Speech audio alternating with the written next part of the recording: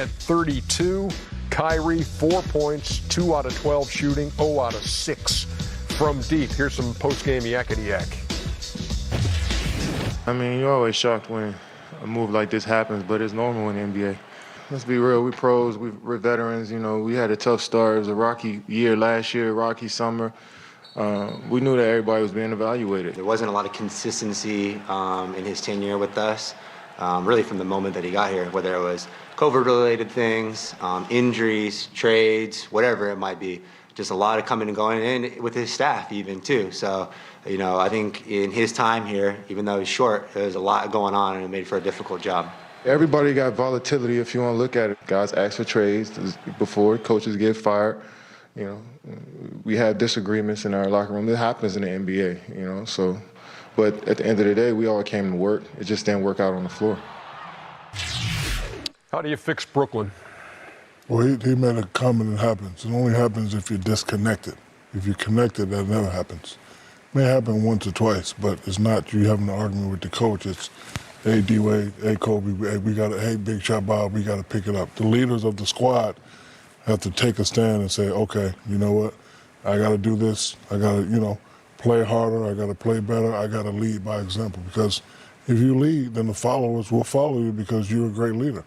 They're discombobulated, they're dysfunctional, and Chuck said this during the break. They've been together 4 years. You would think they would play for a championship or won the championship. So it's just been wasted 4 years. Can we replay Joe Harris and Kevin's reports for me? Because I want to comment on how they said that. Can you do that for me, Jeremy? We actually heard it. Yes, I never heard I didn't. It was my fault. Never heard one of those guys say, you know what, I didn't do my job. Play it again. Now just listen to him and Joe Harris. All right. Just listen to him.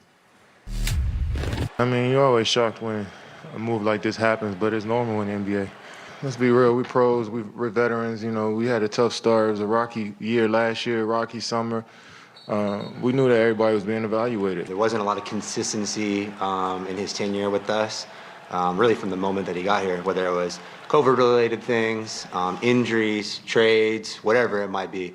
Just a lot of coming and going, and with his staff even too. So, you know, I think in his time here, even though he's short, there's a lot going on, and it made for a difficult job. Everybody got volatility if you want to look at it. Guys ask for trades before, coaches get fired.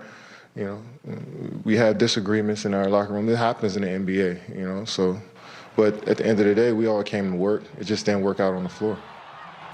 There's some we in there. There's a lot of we in there. But I wanted him to say, hey, you know, no, you know what? We let our coach down. We let our coach down. We were giving up 130 points a game. We were not consistent. It's us. Ernie, normally when coaches get fired, the team stinks. This team is talented.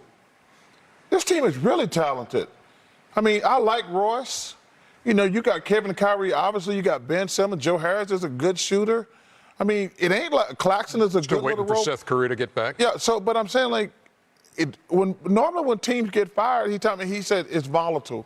It ain't normally that volatile when you got that many good players. You're not normally 4 years in to an experiment and it's a total. Durant's third year. Okay, but But I'm saying this team. They bought this team. I asked you during the break. This team been together 4 years when they first signed. They're not even close to winning. You got two of the best players in the world and some good players. They aren't good. They're not like this thing is over. Well, can it be fixed? Again, here we are.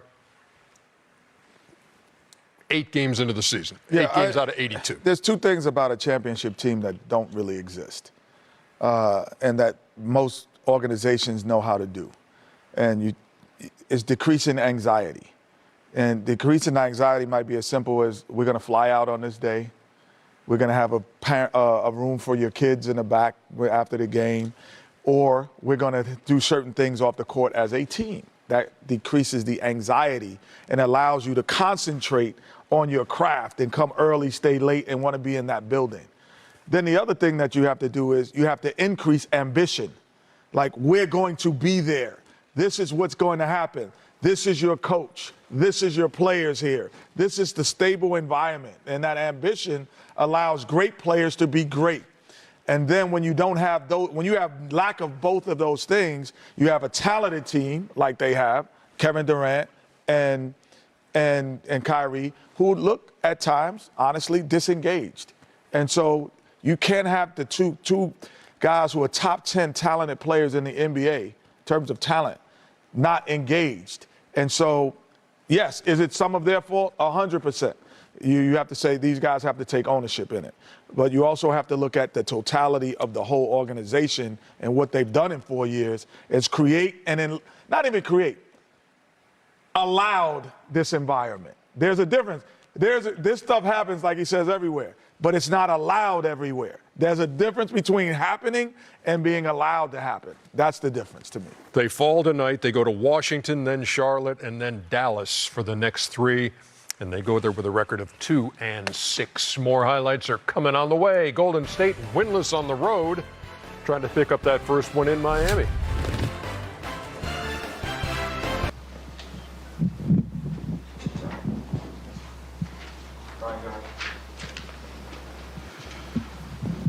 In your mind, well, first off, I guess, when did you find out about Steve? How were you informed?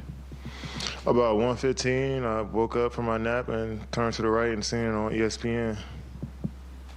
And what were your, initial reaction? Everybody knows what went on this summer, but what was your first thought when you saw that? Shocked. You're always shocked when a move like this happens, but it's normal in the NBA, so it's about getting ready for the game tonight. So it's a quick turnaround always in the league, especially during the season. You got practice games coming up, so you can't think too much about it, but it was on the mind for a little bit today. For, a guy of your stature, were you consulted at least beforehand? Even though you didn't know for a certainty? No, you could come on. Let's be real. We pros, we're veterans. We had a tough start. It was a rocky year last year, rocky summer.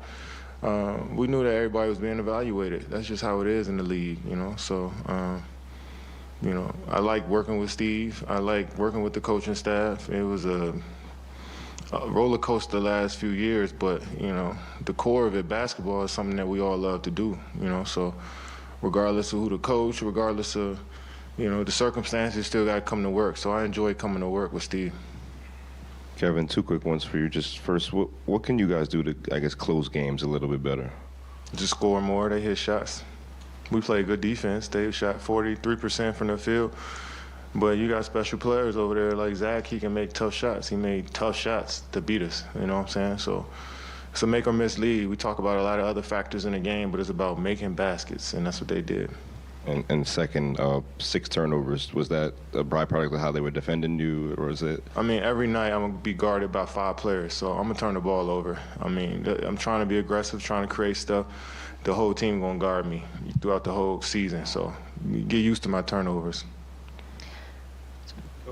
Sorry, Sean had said in his conversations with Steve that Steve thought that the team wasn't really responding to him anymore. Do you feel like that was the case? Not from my perspective, but I can't speak for Steve. Kevin, obviously I know how close you and Steve were coming into when you got to Brooklyn. He did too. Why do you think it didn't work for him here? Just a lot of stuff. We didn't have a healthy team, just didn't play well. And that's what happens in the league. Shit happens. So that doesn't take away from Steve's basketball IQ, his, how he teaches the game. I don't think that takes away from anything. We just didn't work out. Have you gotten a chance to talk to him yet? No, not yet.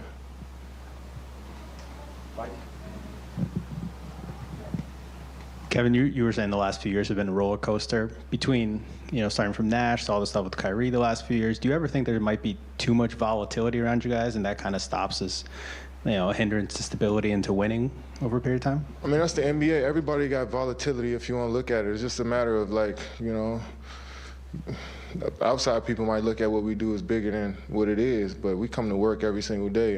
Guys ask for trades before, coaches get fired. We have disagreements in our locker room. It happens in the NBA, so. But at the end of the day, we all came to work. It just didn't work out on the floor.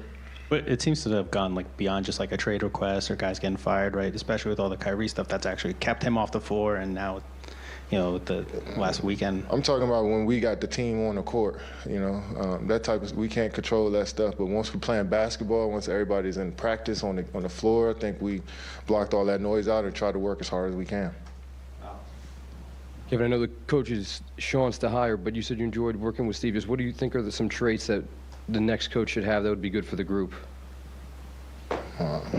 That's tough to answer, right? I mean, we just all wanted high IQ. It's just good. A shit. I mean, I really can't give you a whole breakdown, but just want a good coach. I mean, I'm sure Sean and the staff going to do a good job trying to figure that out.